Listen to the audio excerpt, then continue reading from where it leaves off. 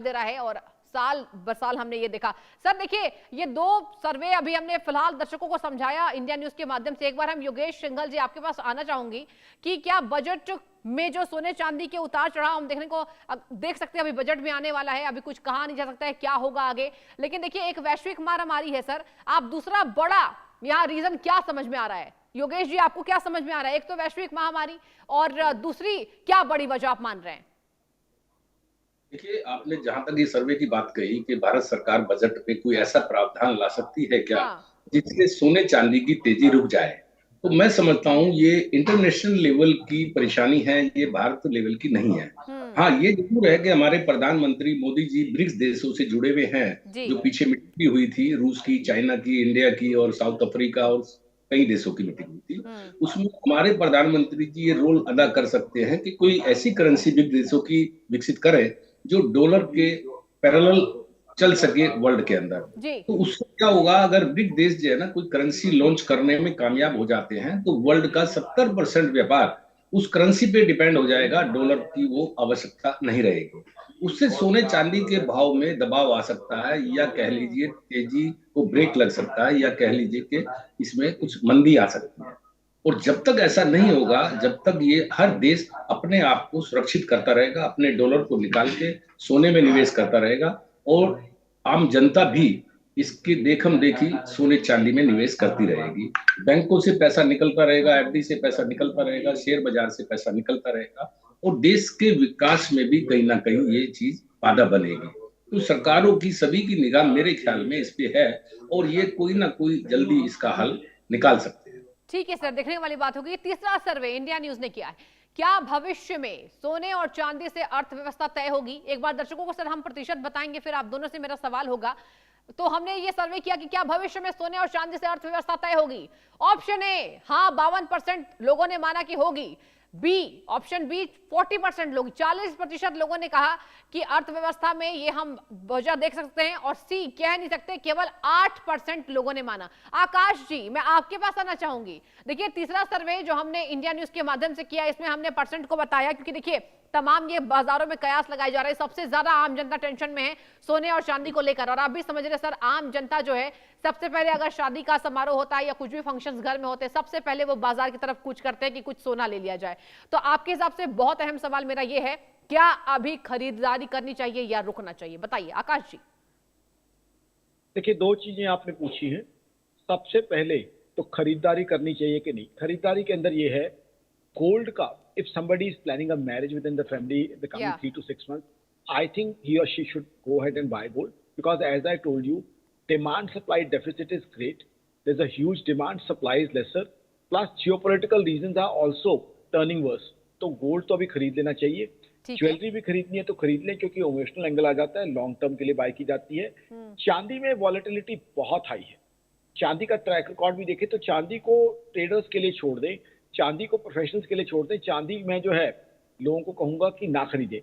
और दूसरा जो आपने काफी मैच्योर्ड सवाल पूछा है इस सर्वे में, बहुत ही क्वालिटी क्वेश्चन है, क्या अर्थव्यवस्था सोने और चांदी से तय होगी? सबसे पहले तो मैं चैनल को मुबारकबाद दूंगा, पहला चैनल है जिसने इतना मैच्योर्ड क्वेश्चन पूछा। It's a real very nice research. जी हाँ, आपको और चैनल दोनों को मुबारकबाद for this very very matured question. जी हाँ, मैं इस चीज को एंडोर्स करता हूँ। मेरी ऑर्गेनाइजेशन आकाशंदल.in का मानना है, मेरा आकाशंदल का मानना है कि यस, सोना आगे चल के अर्थव्यवस्था में इंपॉर्टेंट रोल प्ले करेगा, इंपॉर्टेंट रोल अदा करेगी। Thank you so much for your appreciation sir. एक चौथा सर्वे हम दिखाएंगे और हम फिर आप दोनों के पास लौटेंगे।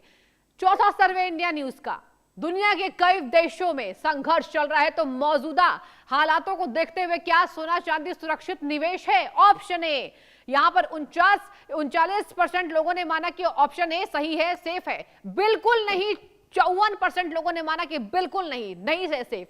और सी कह नहीं सकते, केवल 60% लोगों ने माना। योगेश सिंघल जी, ये सर्वे जो हमने किया सर, इसका परसेंट भी हमने आप दोनों को ही बताया और तमाम दर्शकों को बताया, इस पर आपकी क्या अहम टिप्पणी? देखिए, बिल्कुल ठीक है। अगर पूरे संसार में अनिश्चितता की स्थिति है तो सबसे ज्यादा निवेश सोने चांदी में होता है। जैसे कि हमारी जो सरकारें हैं, जो यूरोपियन सेंट्रल बैंक है, ये सरकारों के अंडर में आते हैं, ये लोग भी सुरक्षित निवेश के रूप में करेंसी पे विश्वास नहीं कर रहे हैं, सोने चांदी पे कर रहे हैं। तो हमारे देश की जनता को भी इस पे ही विश्वास करना पड़ेगा। इसको कभी भी इंटरनेशनल लेवल पे कहीं भी बनाया जा सकता है, बेचा जा सकता है। कोई प्रॉपर्टी में इन्वेस्ट करता है तो प्रॉपर्टी कहीं भी नहीं ले जा सकता, उसको एट ए टाइम नहीं बेच सकता अपनी जरूरत के लिए। तो सुरक्षित निवेश के रूप में सोना चांदी है और ये रहेगा, और हमारे देश की जनता भी इसीलिए इसमें खरीदारी कर रही है, इन्वेस्ट कर रही है। ठीक है आकाश जी, आपसे भी जानना चाहेंगे कि क्या ये सेफ है। और आपने एक बहुत दिलचस्प बात कही कि आप सोने की तरफ कूच कीजिए लेकिन चांदी की तरफ नहीं, इस पर भी आपकी अहम टिप्पणी। दो सवाल मेरे आपसे। जी देखिए, मेरे मित्र योगेश जी ने एक बड़ी इंपॉर्टेंट बात कही है, देखा देखी। जी हाँ, यही हो रहा है आज की तारीख में चांदी के अंदर। मी टू, कि ऐसा ना हो कि पड़ोसी ने कमाई कर ली है, मैं कमाई कर नहीं पाया हूं, तो why should I lose that opportunity. If a person who does morning walk with me, he has made money in silver, why shouldn't I make money? If somebody is working with me in office, if he has made money, I should also. So people have forgotten fundamentals, and without what very rightly Yogesh has said, people are in the B2 thing. If he has purchased and made money, why shouldn't I? I also shouldn't have been left out. I also want to make money. तो यहाँ मैं ये कहूंगा, सोना जो आपने सही कहा सृष्टि जी, सोना परचेज कर सकते हैं।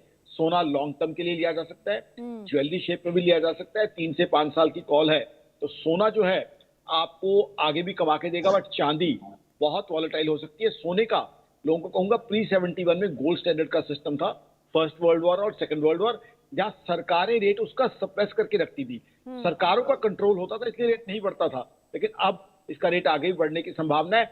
बट चांदी मैं लोगों को सजेस्ट करूंगा, जितनी वॉलेटाइल ये है, प्रोफेशनल्स और ट्रेडर्स के लिए छोड़ दें। अब देखिए, बहुत से ग्लोबल चैनल्स पे मैं शो करता हूं, 10 सेकंड और लूंगा। लोग कह रहे हैं चांदी की डिमांड बढ़ गई है। मैं पूछ रहा हूं कि भाई साहब, ईवी की डिमांड, सोलर की डिमांड या डिफेंस की डिमांड क्या 3 गुना हो गई है क्या 2 महीने में? ऐसा तो है नहीं है। तो इसलिए चांदी में वॉलेटिलिटी बहुत ज्यादा है, चांदी से दूर रहे। बट गोल्ड, यस, गोल्ड आप जो है अपने पोर्टफोलियो का हिस्सा बनाए। अगर आपने शेयर्स लिए हुए हैं, एफडीज ली हुई हैं, म्यूचुअल फंड्स लिए हुए हैं, पोस्ट ऑफिस स्कीम ली हुई है, 10% आप सोने को भी एलोकेशन करके रखिए। हाँ, निकाल देता हूँ। मतलब कि आप सेफ साइड ये मान रहे हैं कि जो हमने जनता से सवाल पूछे सर्वे के द्वारा, देखिए सबसे बड़ी चर्चा सर यही बनी हुई है। अभी यहाँ पर हम जो अंतर्राष्ट्रीय बाजारों में हलचल तेज देख रहे हैं, ऐसा लग रहा है कि आप दोनों ने एक बात कही, देखा देखी, वो बात बहुत दिलचस्प है। एक बार मैं लौटूंगी योगेश सिंघल जी के पास। योगेश जी, आप भी यही मानते हैं कि देखा देखी अगर हम बात करें तो आपने मोहल्ले से हम कंपेयर करते हैं कि उन्होंने ले लिया तो मैं क्यों पीछे रहूं? और क्या आप भी मानते हैं आकाश जी जैसे कि चांदी में निवेश ना करें, सोने में ही करें? इस पर आपकी अहम टिप्पणी सर। देखिए, चांदी में और सोने की निवेश की बात करें तो चांदी में वोलाटाइल बाजार ज्यादा होता है। और फिर ये रेशो देखिए, 1 साल पहले सोने का भाव 1 लाख रुपए था और चांदी का भाव 95,000 रुपए था। तो उसका रेशो जाकर के अभी 2.25 गुनी चांदी का भाव हो चुका है। अगर 1,90,000 पे सोने का भाव मानते हैं तो 4,30,000 रुपए चांदी का भाव हो चुका है। तो उसके अनुसार चांदी में कभी भी ये रेशो फिर से अगर सिकुड़ गया, श्रिंक हो गया, तो चांदी और सोने का भाव बराबर भी आ सकता है। तो इसमें एक सुरक्षित निवेश नहीं है, या इसमें कह लीजिए कि नुकसान का खतरा सोने के मुकाबले ज्यादा है। दूसरी बात, जो देखा देखी की बात है, ऐसा नहीं है। हमारे देश की जनता बहुत ही समझदार है और उसको वो सामने देख रही है कि जिसने 1 लाख रुपए की चांदी 1 किलो पिछले साल खरीदी, आज वो 4 लाख रुपए में उसको मिलेगी, तो वो इन्वेस्ट करने के लिए वो अट्रैक्टिव होगा, उसके अंदर वो जाएगा।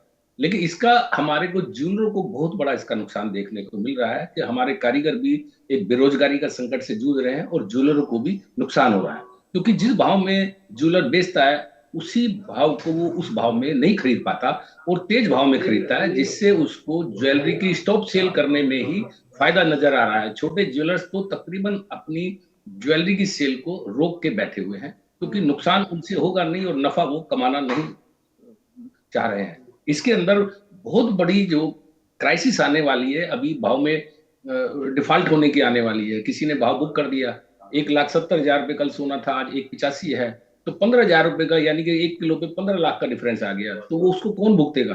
तो सौदों के अंदर हमारे यहाँ पे अविश्वसनीयता भी बड़ी एक परेशानी आ रही है। और इसके अंदर हमारे को सिवाय जो आदमी आरटीएस कर रहा है, तुरंत उसका भाव काट के तुरंत सोना ले लिया, मतलब एक किस्म से पैनिक स्थिति है, अविश्वसनीयता की स्थिति है हमारे बाजार में। तो इसमें भी सोना चांदी बिकने में और मिलने में भी आने वाले समय में अगर ये तेजी नहीं रुकी तो ये परेशानी भी खड़ी हो जाएगी। मतलब परेशानी खड़ी होगी ये आप कह रहे हैं। आकाश जी, आपसे मेरा एक अहम सवाल होगा कि देखिए शेयर बाजार में अब तेजी से गिरावट देखने को मिल रहा है और एक तरफ बजट सेशन आने वाला है, तो क्या ऐसे में आपने कहा कि अभी जल्दबाजी नहीं करनी चाहिए, ना ही देखा देखी करनी चाहिए, लेकिन शेयर बाजार की गिरावट को देखकर निवेशक जरूर हैरान परेशान है, इस पर क्या कहेंगे?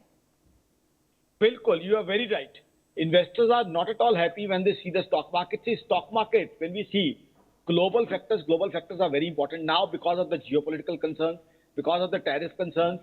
What is happening is global investors are pulling out of India because they are not sure what would be the relation between different countries. See, the way tariffs have been imposed, now also tariffs have been imposed on South Korea.